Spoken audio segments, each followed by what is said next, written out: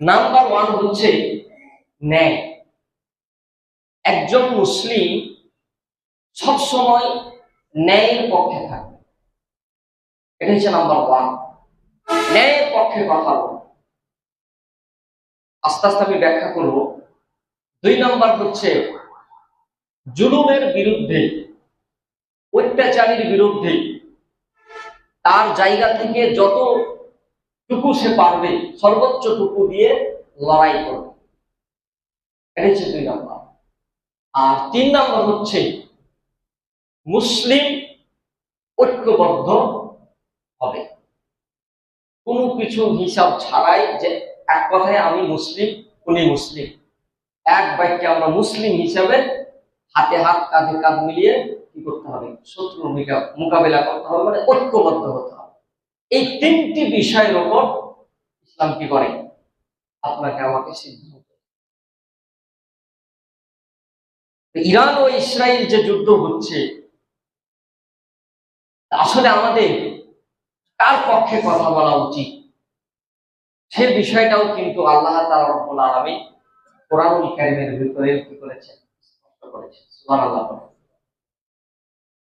ভাইরা আমার, কোরআনের দিকে আমরা চলে যাই। রব্বুল আলামিন কোরআনুল কারীমের ভিতরে কি বলেন?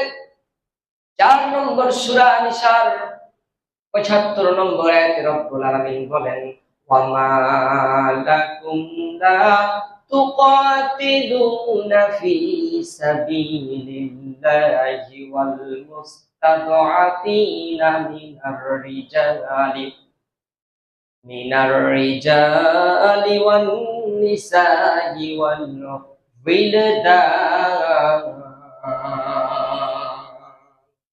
আল্লাহ পড়েন, ওমা লাকুম লা তুকাতিলুনা ফি সাবিলিল্লাহি। রব্বুল আলামিন বলেন, তোমাদের কি হলো যে তোমরা আল্লাহর পথে এবং সে নির্যাতিত পুরুষ নারী ও শিশুদের মুক্তির জন্য লড়াই করো না। And what is wrong with you? তোমাদের কি হলো? That you do not fight in the cause of Allah. তোমরা আল্লাহর পথে লড়াই করো না।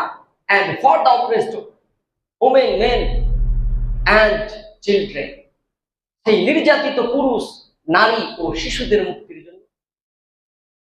আমরা এই আয়াতটাকে ব্যাখ্যা করার চেষ্টা করি।